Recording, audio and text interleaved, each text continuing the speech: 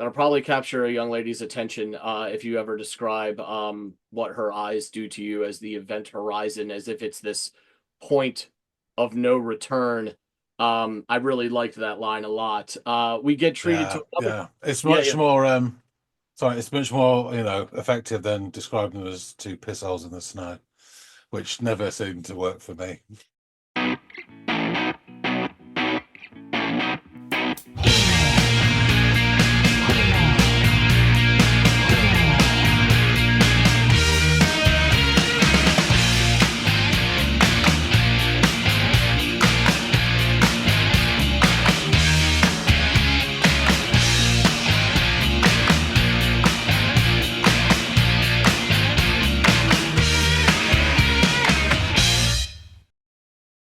Hey everybody, and welcome to another episode of the Audiophiles, Governor.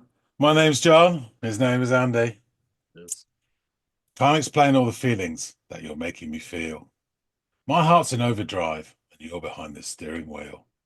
More on that later, perhaps. But first, the serious business of listening to music. And because it's Friday, we have a track suggested by one of our wonderful viewers. That viewer is Arlo Pop. And he, they, she, when, them, whatever, um, um, dropped a comment on The Godfathers, birth, school, work, death. You remember. Yeah. And they suggested a track by Bruce Cockburn, a track called Loner. And it is written Cockburn, but it is pronounced Coburn. And British viewers will remember that advert for Cockburn's Reserve Port. I'll say no more. Yeah, so we had a discussion, and as you gather, Andy is up to bat for this one. I don't think either of us have heard of Mr. Coburn. You know what? His name sounds familiar, but outside of a possibility of hearing it in passing, I'm flying completely blind on this one. So, It's kind of one of those names that you think you might have heard, but you could easily have not have done. right. Little brother of James. I don't know. Um, yeah. So yeah, tracks Loner. You go shuffle off, have a listen, come back, and report your findings. I will do just that.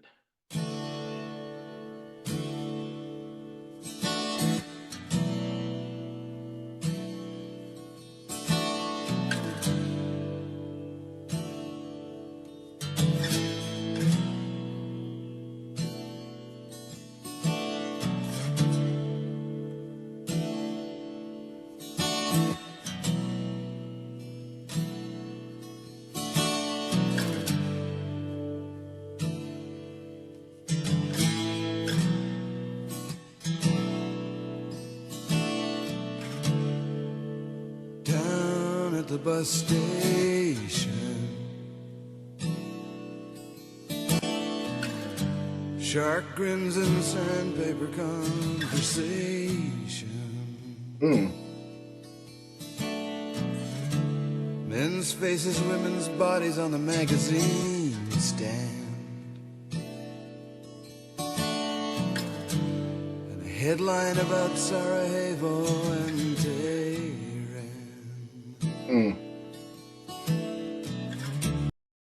Take a break for a second to recognize a couple things now that we're over a minute into this. First of all, the guitar has this it's really pretty, but it's got this I don't know, this shuffling kind of pace as would be the perfect soundtrack for someone meandering about, you know, the bus station or whatever it was that he said there.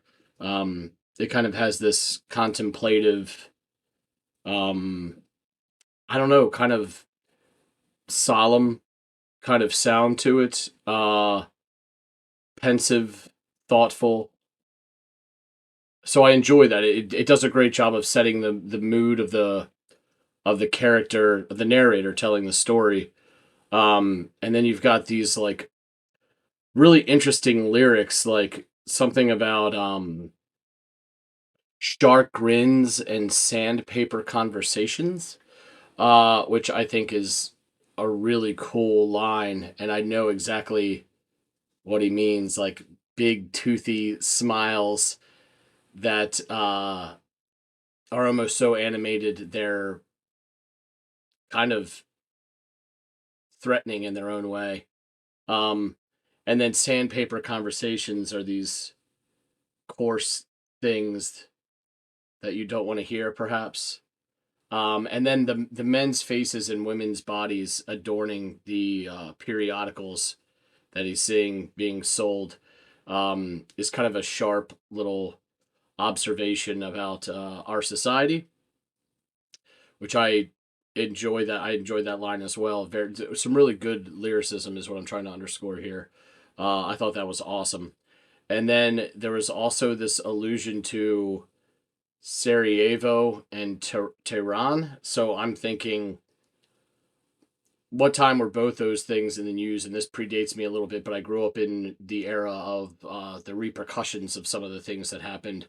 So like I'm taken to 92. You have all the issues going on in that part of the world, not the Middle East. Come on, but I mean, sort of with Sarajevo. Earlier in 1980, Tito died, and then that thus began sort of this prolonged rise of nationalism and all this stuff that would eventually lead to like the dissolving of Yugoslavia. So that is really interesting. It kind of gives me a glimpse into the time period of when this was. I'm assuming Tehran. We're talking about the Iranian, hostage crisis, which is around that same time. What was that, like 79? That initially went 79, 80, 81, something like that. Anyway, I got an idea of where we are. And that's really interesting stuff. So it just sounds like he's making a lot of societal or cultural observations as he meanders down the street in a very busy part of town. Yeah, this is really pretty so far. Let's see where we go from here. They're radiant angels, they're earthly slaves.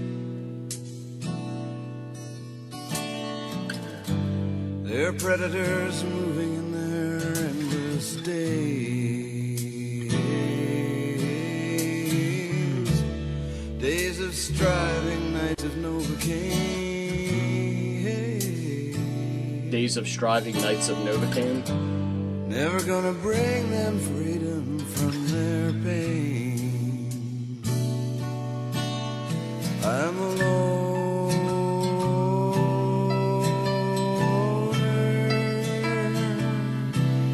with a loner's point of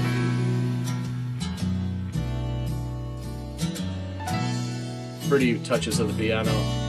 I've always been alone.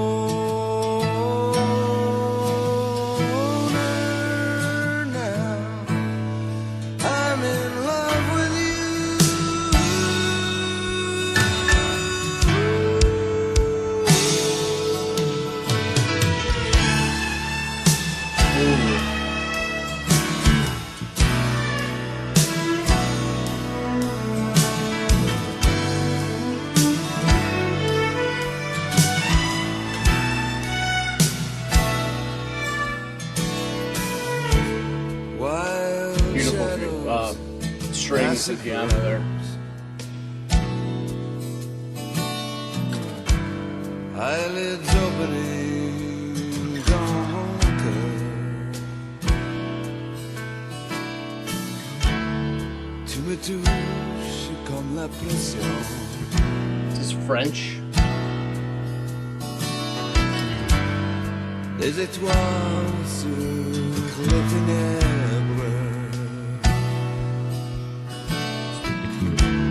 In the elevator in the empty hall.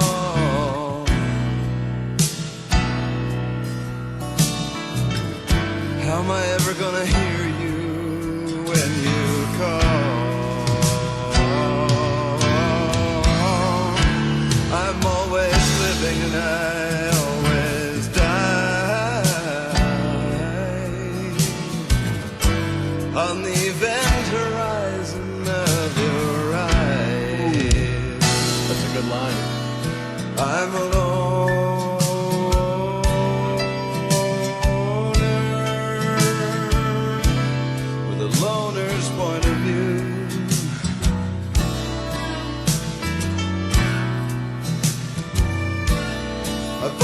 always been a loner.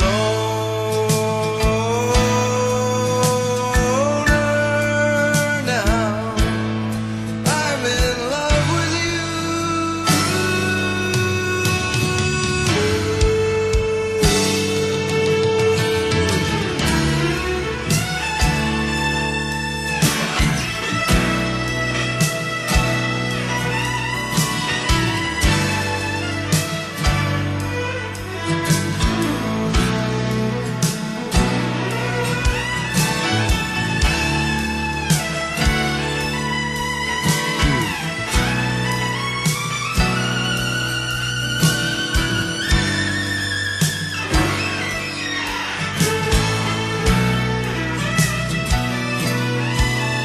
I'm a loner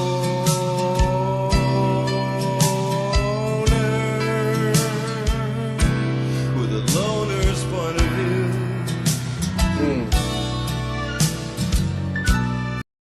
That violin portion was just so goddamn good. Yeah, it was like waves of emotion coming through that violin, and it sounded beautiful. And I love how he's kind of bookended that portion with these two choruses, because now it seems like we're back into the chorus. This "I'm a loner," the loner's point of view, or something to that effect. Yeah, this is an interesting song. I can already tell like this isn't everyday listening for me, but there are going to be times where I'm going to want to hear, like, this song has a time and a place. There are going to be times and places uh where in which I want to hear it. I've always been a loner. Now I'm in love with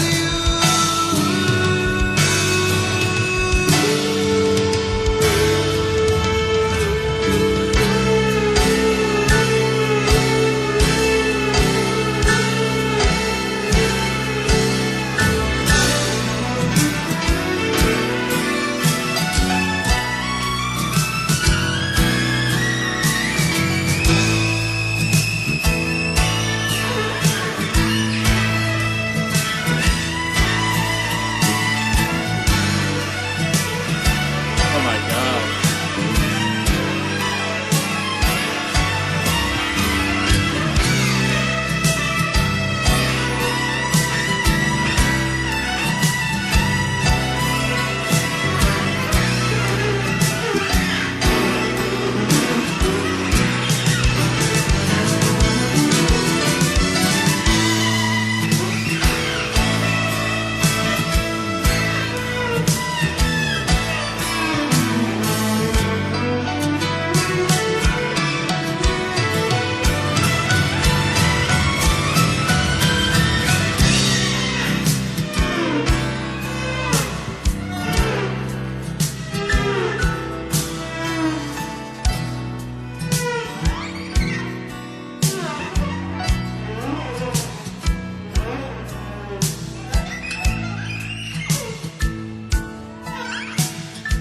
Violin is wild.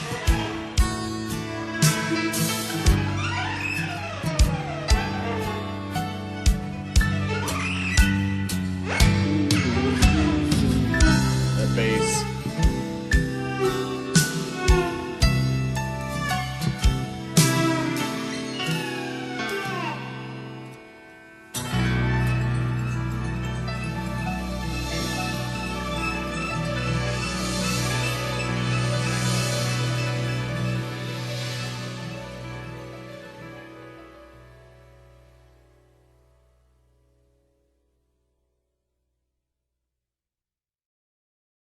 Mm. Well, that was a thing of beauty.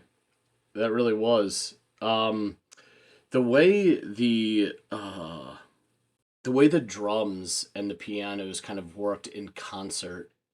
Um, Whenever like bigger chords on the piano was struck, like the drums would really come forward and strike hard. Typically, I think I was hearing a lot of tom work. There was even one point where you could hear that he was just kicking the bass pedal. Um, Earlier in the song during one of its more active points in the song, and I loved the way that sounded. I don't know what they're capturing with all of that almost manic energy where we're up and down and in and out. Um, the strings winding their way through all the other instruments, wrapping itself around the song as a whole was really, really interesting. The lyricism, particularly in that first verse or first and second verse, um, was really evocative, thought provoking. Did an excellent job of like capturing the time and place and mood of the narrator. The cymbal splashes and embellishments at time just rained down throughout the song. Uh, some of the brighter notes acted as little pinpricks of sunlight coming through a thick curtain or something like that. Yeah, this is really, really gorgeous stuff. Again, it's so heavy. Um, and for me, connotes a certain mood that I don't think I would rush to listen to this often. And by often, I mean once a day, several times a week, something like that. But I could totally see myself popping this on, um, given the right circumstances. And I don't mean any of that as a slight against the song. I just think this song has so much power and heft that it should only be wielded when the time is right. Um, and sometimes I'm just not going to be in the mood to hear something that is that is this heavy. That now it stuck with me and made a and made its mark. That's for certain. I really, really digged this. I really, really dug the song. Um, yeah, I'd be interested to learn more about this gentleman. I've only heard his name in passing before, I believe. Um, Interesting voice too. At times, it reminded me of another Bruce. I'm sure John will love hearing that. Um, but yeah, this was a great recommendation. So thank you so much out there. You listeners always provide us some great stuff to kind of chew on and discuss here, and we forever appreciate that. So yeah, let me get back to John. I'm sure he's done his homework on this, and we can learn a bit more. Um, so see you on the other side. Walker, Texas Ranger, he's back. So, oh, Got I me on got that you. one. So, you want to listen to Mr. Cockburn? Luna, what do you reckon? Well, it's interesting. Before you sent me off to give this a listen, you used the word shuffle off, give this a listen. And this song begins with this shuffling and contemplative, twangy acoustic guitar. So excellent word choice by you. A bit of foreshadowing for what I was going to get myself into. And this kind of sets this somber and pensive mood for the music. This pace that it has, and the vocals join in short order. And they further lean into this vibe by illustrating all of these interesting observations by the narrator. I catch the first verse, and there's some really great lyrics in the bits of the song that I can catch that I thought were really thought provoking and also illustrative of the time period as well as the natural setting that this person found themselves in.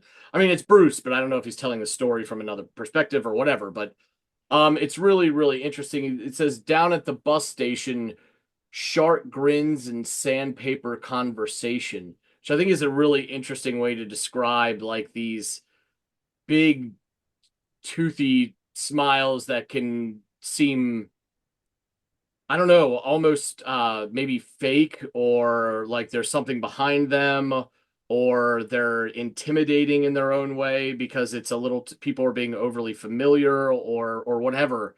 Um, might even underscore the anxiety one feels in a social scenario, in a social setting, because that's not who they are. So when they're surrounded by extroverts who smile big, and it just comes on a bit strong. And Sandpaper Conversations is interesting too. These things that are said that rub you the wrong way, or aren't Yeah. pleasant. Abrasive. Yeah, Yeah. yeah, exactly. Again, coming on probably too strong.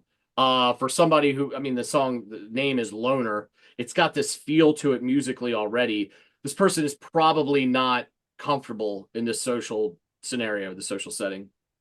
Um, then another great line: men's faces and women's bodies on the magazine stand, which I think is a really interesting kind of pointed observation about culture and society, where the men are important enough to have their faces on the cover of our magazines and newspapers, but the women are solely there to be objectified and for our pleasure, so we just feature their bodies, and that's the focal point.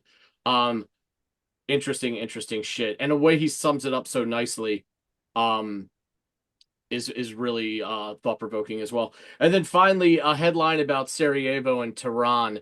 Now this predates me a little bit, but it didn't stop me from growing up learning about it and hearing about it, and then what I studied in history, political science, all that stuff.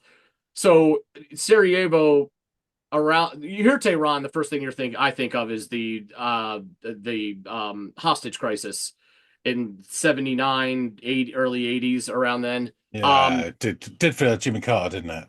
yeah, yeah. And then Sarajevo, I'm thinking sort of the death of the, I think his, I don't know his full name, but I want to say Tito was the president of Yugoslavia around this time, and he died, and that kind of started the dissolving of Yugoslavia and the rise of nationalism, and what would then come 10, 12 years later, with the breaking up of the country into different states. So yeah, interesting stuff. Again, underscores when we're talking, like when this is occurring. If you're seeing it on newspapers and shit like that. So really good job of illustrating what's going, like what time period we're in. The next verse also provides further exposition that highlights his thoughts on the people around him. They're everything from angels to predators. Interesting, dynamic there. Also, he mentioned slaves. They toil during the day only to numb themselves at night in a futile effort to like make the pain go away, or to get through the pain, which is interesting. I think he uses like God, I know Novocaine nights is something that he says, or something to that effect. So it's like this idea of like working your ass off all day and then numbing yourself at night through vice or whatever, to kind of make yourself forget or to get over it, which is interesting. All of this is really heavy shit, no matter what he's talking about, whether it's the crisis in the Middle East or in, Eastern Europe, or his observations about culture and society and the work week and all that stuff, and everything. It's just all very heavy stuff, and it matches the music really well. And I believe now we're treated to the first chorus, which features this tinkling bit of piano that I think I caught for the first time, which is almost like rays of sunshine just peeking through these really dark, thick curtains of like somber solemnity. And we get these minor flourishes of cymbal work that rain down every so often as the narrator describes himself as a loner with a loner's point of view. Um, the drums at points pick up just a little bit, but they're very judicious in how they're deployed. It's mostly cymbal work from what I recall. And as the chorus reaches its apex and Bruce goes into this falsetto, the song kind of picks up and we get actual drum strikes, and the appearance of these beautiful stringed instruments, this violin winding its way through and around the acoustic guitar and the drums. But they fade away as the next verse comes around. Um, the third verse begins, and the narrative in this one is a bit different. It is a little less specific and vivid in its observations, and then it shifts from English to French, which I'm not fluent in. I know bits and pieces but I didn't know what he was saying, or the meaning of the the French that he was providing. I thought it was an interesting choice. I'm wondering why he did that and why just in this particular spot of the song. There is this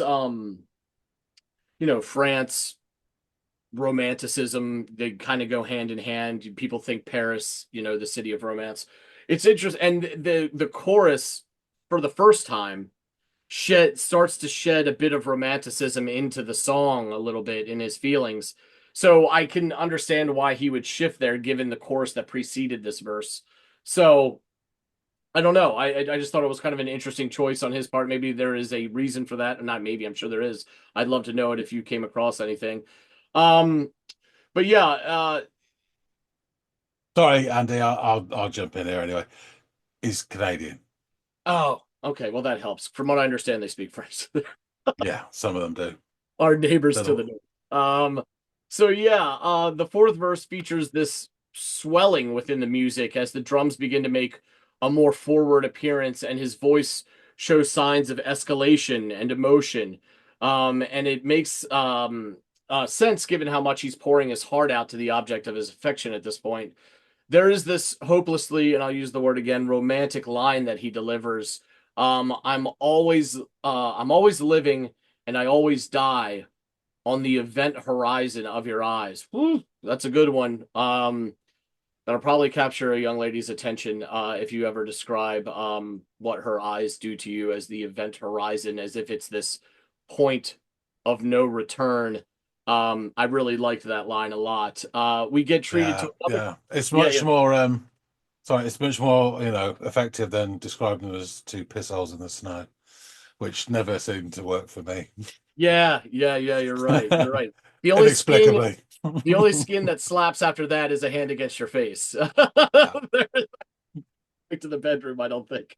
So we get treated to another chorus in which again he professes his love for the object of his affection. Then shimmering in all of its brightness is this gorgeous violin work that carries us from around 4:23 to almost the 5-minute mark. Really beautiful stuff. The song falls again back into the chorus, bookending that sort of violin solo, if you will.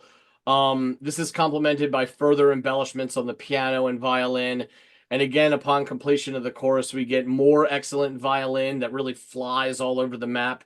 It's really quite manic at points, and it flutters and soars and dives and shit zigzags all over the musical landscape that we've got going on here. There are also these really nice, there's a really um, interesting bass work that's happening, just kind of walking around behind all of this.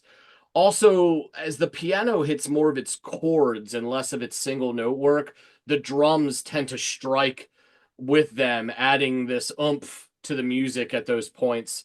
Um, I really liked that and thought that that was really effective. The cymbal work, the embellishments and flourishes on the cymbals, again add this shimmering quality to the music. Um, yeah, I really liked it. Finally, all this movement, the song winds to an end, and the sounds of light cymbals and perhaps even chimes sort of create this calming effect as it kind of glides to a smooth landing. And this was beautiful and moving and also quite sad despite the touches of sweet sentimentality throughout it. Um, this is another one of those tunes that few have fallen under this category where I would say this isn't everyday listening for me. And it's not because I don't enjoy it. I think it's because of how heavy it is. I'm not always in the mood to hear a 7.5 minute song that has such heft to it. That doesn't mean that it's like it goes above my head or I don't understand it. It's all mood based. And when I'm in the mood to hear something like this will be something I go back to. Like I've made a note of this song and I will listen to it again. But I can't put myself through this song 6 times a week or something like that. Like I'm not listening to this that often because of how much weight is behind it. But there will come a time that I don't look forward to, I'm sure, given its sentiment, where it will be fully appreciated. And I will look forward to having it in my pocket if should ever a time like that come. But all that being said, that doesn't mean I didn't enjoy it. I actually really, really did. I think for a lot of us, music is it connects to mood, and it helps us sometimes get through things. And I can't put myself through that all the time, but it's nice to know that it's out there for when I need it. Cool, cool. Yeah, I'm just to sort of chip in on your reaction, but my sort of viewpoint. I thought this was an excellent song. Um, Clearly very proficient guy. Put a lot into it as well. I reckon in his more folksy sort of output, I think someone like Will Oldham would have been influenced by this. Yeah. Um, I think when the fiddle comes in the first time, it sounds very similar to sort of the Waterboys stuff they were doing in the mid 80s, which is a few years after this. And then it goes into the stratosphere and it's almost like it's Hendrix sort of Mm, influenced. And it's whizzing around like it kind of pictures I got was some sort of wounded bird banging around in a room trying to escape. It was like mm. that. Yeah, Yeah, it's yeah, yeah, real. yeah, yeah. Like Um, I was saying, it was dipping and diving and yeah, swerving and going all over the place. So yeah, that exactly. analogy makes perfect sense. There was also his voice had a little bit of gravel in it at Mm. times, not like, but it was almost like and forgive me, I know you hate when I reference this, but like he had like he was Do almost not like say. another, yeah, yeah, yeah, like a lighter Fucks. version of the other Bruce at points, if I'm going to be completely honest with you, especially earlier on in the song. Certainly not when he's hitting falsetto and in the chorus and all that stuff, but I did go yeah, Yeah, this no, he's better than that. But I knew you were going to hate that. yeah, this could have been worse. You could have mentioned the other guy whose initials are EV. Anyway, moving on. So, a really good suggestion by Oliver Pop. Just a bit about him. So, Bruce Cockburn, Canadian singer-songwriter and guitarist. His style genres flip from folk and jazz influenced rock to soundscapes accompanying spoken word stories as well. Cockburn has written more than 350 songs on 34 albums, a career spanning 5 decades. Yes. Of those 34 albums, 22 have received Canadian Gold or Platinum certification as of 2018, and he has sold more than 1 million albums in Canada alone. Yeah, this guy's What's accomplished. that all about? Yeah, Um, really. And honestly, if he's had that much success on this side of the water, then I have heard him in not heard his music, but like you should listen to this, or here's a good folk singer that you might enjoy. Because, Dan, yeah, that's a lot. That's a lot of it work is. over a lot of Um, time. so he's got a really long history, and I've tried to condense it down because there's only so much time before we're both sent to bed. So he was in various bands in the '60s, including a band called Olivus, and that band opened for Jimi Hendrix and Cream in 1968. So though he did bits and pieces, he started his solo career properly in '69.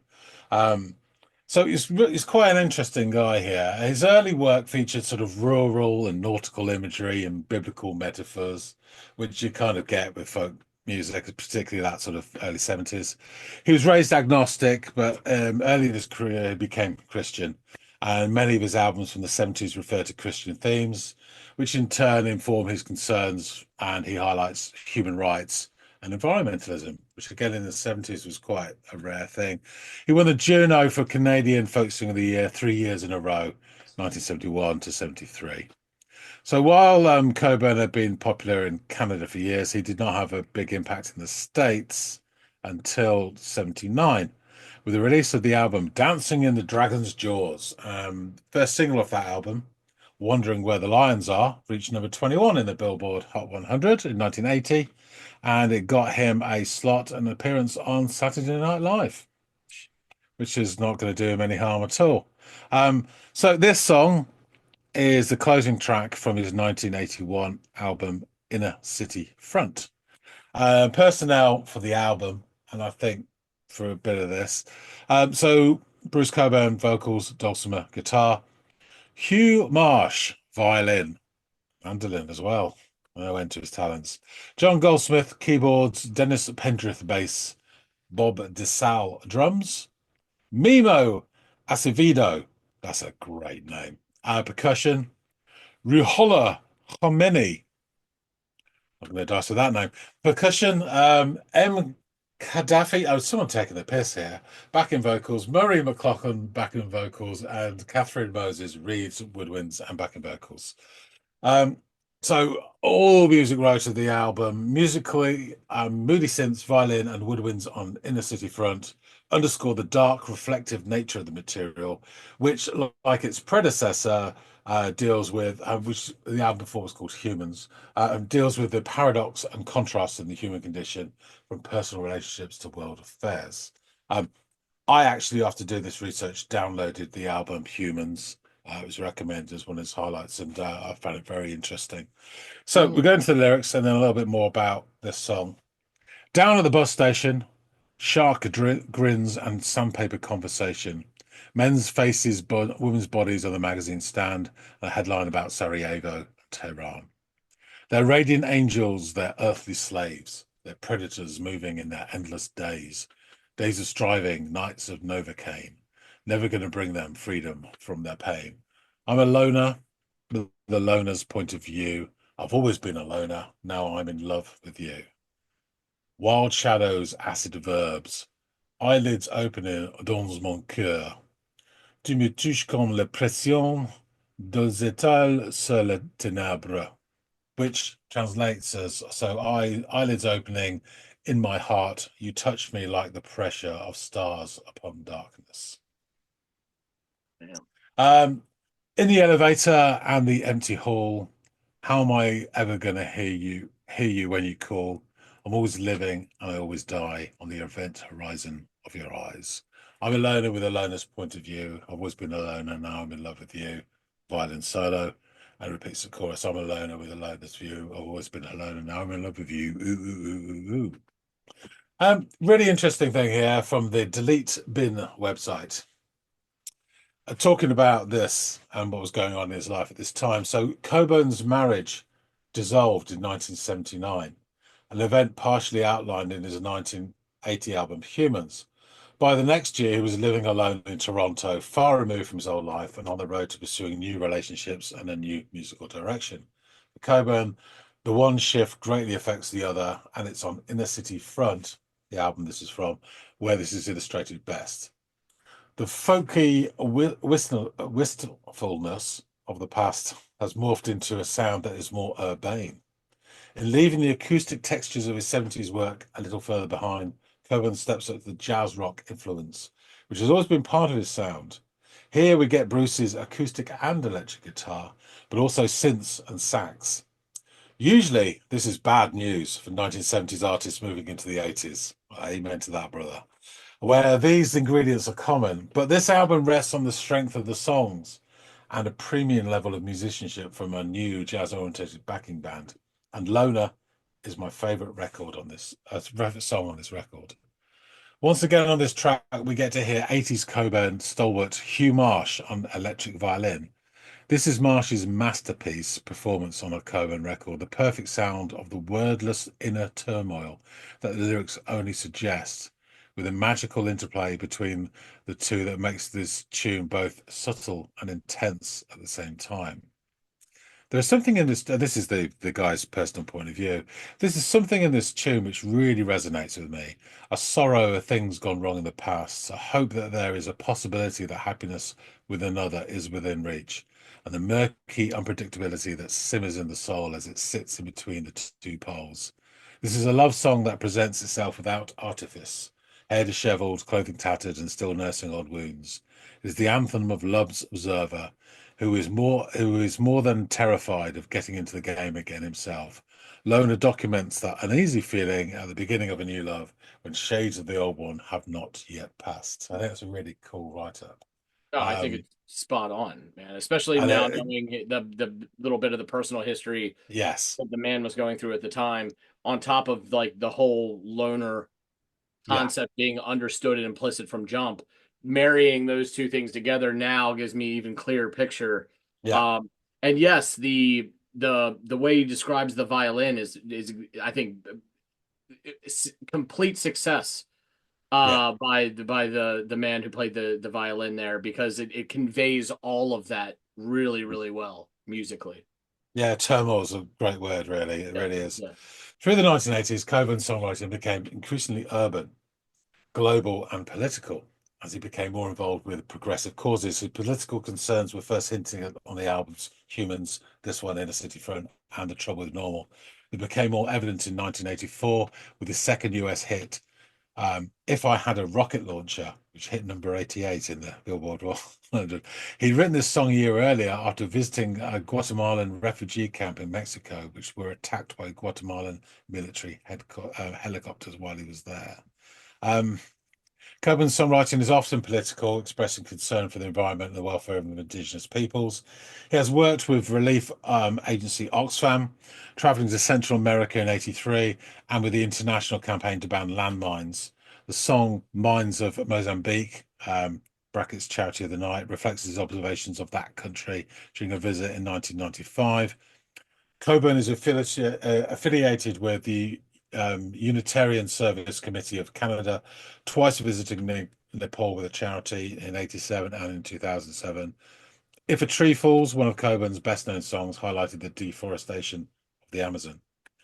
Um, yeah, so Cockburn was made a member of the Order of Canada in 1982 and was promoted to officer in 2002. In 1998, he received the Governor General's Performing Arts Award for a Lifetime Artistic Achievement, Canada's highest honour in the performing arts.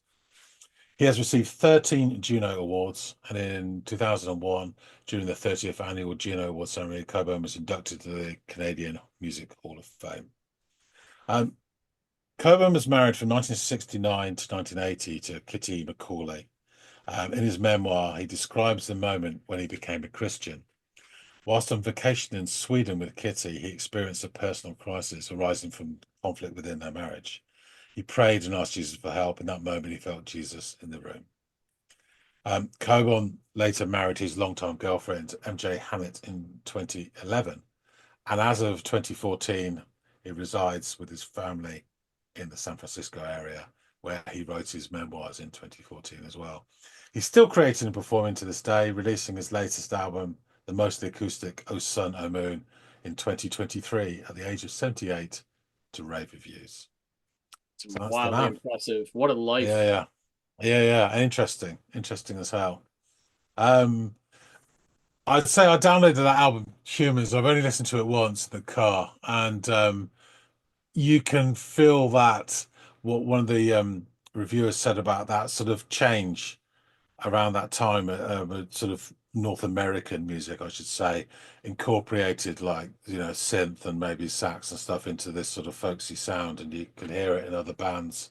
And as you say, it's mostly less successful. This album was decent. It didn't grip me from the go, but I found it really interesting, and some of the songs and the content was really. It's definitely someone who you need to go back to and listen to. He sparked my interest, so I'll I probably, even though I do like sort of jazzy stuff, I think I'll probably like his earlier stuff, the sort of more folky and simple stuff. It sounds like it, but I'm going to give it a go. So yeah, I thought this was a really interesting um, suggestion by Isle Pop. It's a guy that's obviously not been on the channel at all, so it's great to get him on, and yeah, I really enjoyed it. Absolutely. Me too. Great shout, Arlo. It's always great learning about a new artist, even though ironically, the one that we're discussing today is 78 years old or whatever. Yeah, this You know, whippersnapper. never too late to learn about somebody new and be exposed to their music. So I really enjoyed it. Yeah, I can't see him lasting long. Anyway, I'll wrap things up. Thanks for listening to Sunday. Thanks, Pop, for suggesting this. Great shout. So yeah, folks out there, tell us what you think about this song. Please hit the like button if you like this. And drop some comments. Both Andy and I are new to this artist, so anything about this song, this album, other tracks we should check out, we'd love to hear from you. And really do enjoy reading all your comments. If you haven't subscribed already, please do and help us build this channel. Again, we really appreciate everybody who does. And if you've got a suggestion, the list is long, but why not add to it? So drop us a line, and it could be one of your songs that we're doing here in Sure. 5 years' time. That being said, thanks again so much for watching, and we'll see all of you in the next episode of the Audiophiles. See you later, guys.